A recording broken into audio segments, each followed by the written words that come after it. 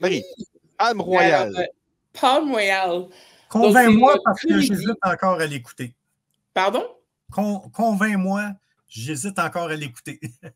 Ben, en fait, c'est une comédie. C'est une comédie qui c'était dans les années, c'est fin des années 60. On a une des reines de la comédie qui est pour moi Kristen Wiig.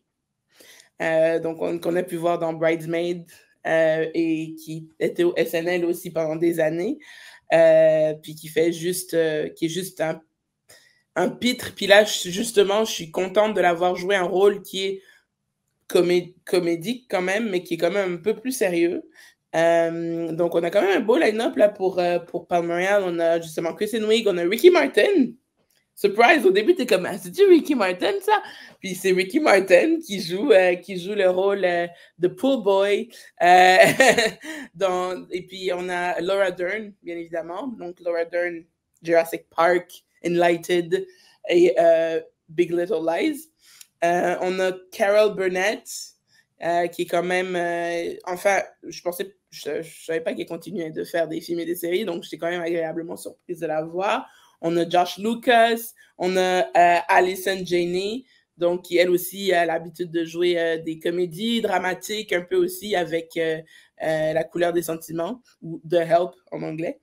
Puis justement, c'est l'histoire, justement, que c'est Wiig, personnage principal, qui joue le rôle de Maxine. Maxine qui arrive à Palm Beach, puis qui veut absolument faire partie de ce club ultra select pour millionnaires et milliardaires de Palm Beach, qui s'appelle le Palm Royale. Donc, elle arrive là-bas, elle se faufile, elle n'a pas le droit d'être là, elle essaye de se greffer un peu aux gens qui sont dans ce club, puis ils l'acceptent pas. Ils l'acceptent pas. Pour elle, enfin pour eux, cette personne-là, c'est une roturière, donc elle a rien à faire ici. Puis c'est comment elle va réussir à gravir un peu les échelons de la société dans cette série-là, parce que justement, on se rend compte que finalement, ok, elle a l'air de tomber un peu de nulle part, mais elle n'est pas n'importe qui. Elle aussi, elle a un nom. Elle aussi, elle peut faire partie de cette clique de femmes, on va dire, au foyer qui ont pas grand-chose à faire de leur vie parce qu'elles sont riches. Puis, elle va essayer justement de gagner en notoriété pour pouvoir host, on va dire, le bal de l'année. Donc, c'est tout son périple, justement, dans cette espèce de Shark Tank, parce qu'elles ont toutes l'air vraiment très gentilles et très mignonnes comme ça, mais elles sont absolument ignobles avec elle. Elles lui font tous les coups bas possibles et imaginables. Puis Maxine, elle reste toujours de bonne humeur, toujours paix, toujours...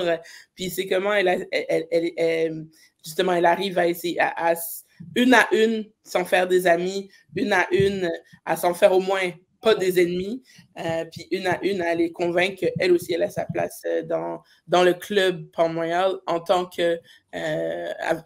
qu'élite, elle aussi, parce que finalement, c'est ça. Fait que il y a toutes sortes de personnages dans cette série.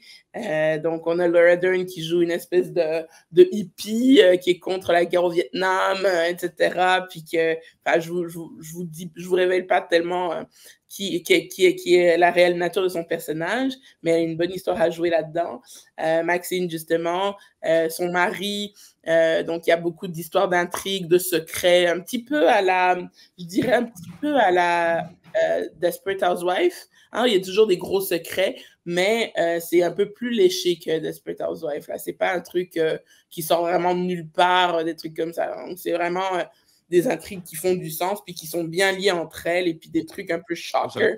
Donc, moi, j'ai beaucoup aimé cette série. C'était un épisode par semaine sur Apple TV+. Donc, maintenant, la série est totalement disponible sur Apple TV+.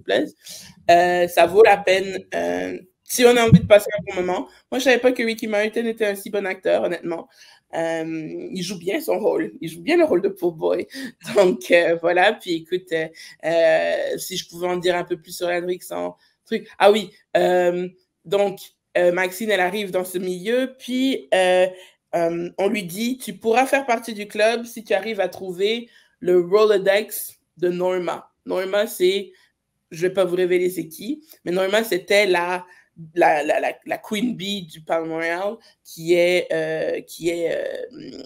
incapacitée à l'heure où on se parlait. Et elle avait un Rolodex sur lequel elle avait écrit, vous savez, là, les trucs. Ma grand-mère, c'est drôle, ma grand-mère, elle en a un, mais c'est un carrousel de listes de contacts. Exactement, le carrousel de livres de contacts. Sauf qu'il y avait les contacts dessus, puis il y avait les secrets de tous un chacun dessus aussi. Donc, ces personnes-là veulent mettre la main dessus. Non seulement parce que savoir les secrets de tous un chacun, c'est un bon leverage, puis c'est knowledge is power, hein? R.I.P. Peter Baelish. Puis, en fait, il y a vraiment le côté aussi de chaque personne a un secret qu'elle veut protéger, donc qui est dans le Rolodex de Norma. Alors, sans plus attendre, je vous somme d'aller regarder cette série parce que vraiment, si vous avez aimé Kristen Wiig dans Bridesmaids, vous allez rire un coup, puis c'est juste rafraîchissant. Donc, moi, j'ai beaucoup aimé quoi? Hein? Là, juste en nommant la liste des acteurs, ben là, ça me tente un petit peu plus là, de voir ça. Là. OK. Ça fait me fait penser sur Crave, Gilded Age, que le nouveau New York veut aller, non? Non, c'est pas du tout ça. C'est pas du tout ça. Ça ressemble à quoi d'autre d'abord? À quoi tu pourrais comparer ça? C'est ça, en fait. J'ai dit ça ressemble un peu à Desperate Housewives, hein, parce que Desperate Housewives aussi, il y avait des nouvelles dans le quartier, puis le groupe était très fermé. Hein. Donc, c'est un peu ça, en fait. C'est vraiment un peu ça. Gilded Age. Gilded Age sur Crave, j'en avais parlé il y a de ça quelques fois. Ça ressemble à ça. Le nouveau New York veut aller dans les affaires de l'ancien New York. C'est un peu non, mais c'est ça le truc, c'est pas vraiment ça. L'intrigue de Gilded Age, c'est pas vraiment ça, en fait, parce qu'à la fin, il y a la saison 1, et oui, effectivement, il y a les Russells qui veulent faire partie de la société new-yorkaise telle qu'elle est, sauf que la société new-yorkaise telle qu'elle est, elle est donc ils décident de créer leur propre société. Parce que Gilded Age, c'est basé sur des faits historiques. Ah. OK. Je rajoute ça à ma liste. Chose à faire lorsque tu auras le temps. Et ça se regarde vraiment bien, puis au moins, ça, ils donnent, on va dire, they give a sane and fair amount of minutes. Donc, c'est un épisode de vraiment 1 heure, même des fois 1h15. Donc, ça vaut vraiment le coup, parce que c'est pas c'est pas un truc à épisode à minuterie variable. Là. Des fois, on a un 37 minutes, d'autres fois, on en a un 27, des trucs comme ça. Là, c'est vraiment, ils ont fait, puis je trouvais que l'esthétique, les voitures, moi j'adore les anciennes voitures de ce temps-là, tu sais, des vieilles cubaines, des trucs comme ça, des vieilles Rolls-Royce. Enfin, ça a été un super travail du côté de la DA parce que vraiment, on se croirait réellement dans le Palm Beach des années 60, fin 60, début 70, puis les couleurs, même par exemple, Maxine, elle a son cocktail préféré. Je pense qu'on n'en fait plus, puis je pense que ça n'a pas l'air d'être tant bon que ça, là. Mais ça s'appelle le Grasshopper. Cette espèce de cocktail un peu... C'est comme un Baileys, mais comme vert. Okay. Comme peppermint with cocoa. Ça a l'air absolument dégueulasse. Mais à l'époque, apparemment, c'était le truc. Puis, enfin, donc vraiment, j'ai trouvé que... Ouais, c'est une série qui est rafraîchissante puis qui fait du bien à regarder. Alors, je trouve que ça devrait être... Ça devrait être dans le top on devrait se faire Denis, on devrait se faire un petit décompte des séries, genre 10 séries à voir cette année, tu sais. Oui. On a fait à Noël. Oui, c'est ça. On a fait un genre de les choses qu'on avait aimées en 2023 et les choses qu'on attendait en 2024.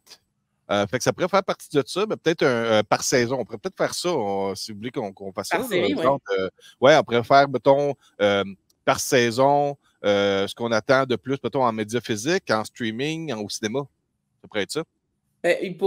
On pourrait faire une liste des plus attendus et une liste des incontournables parce que forcément, regarde, moi j'attendais vraiment Bridgerton, puis finalement, genre, ça va pas faire mon top 10 de cette année, for sure. Stéphane vient de trouver son holodeck. Le Rolodex! Rolodex, c'est ça, on a dit un holodeck. Ça n'a aucun rapport, c'est Star Trek, ça. Bon, OK. Écoute,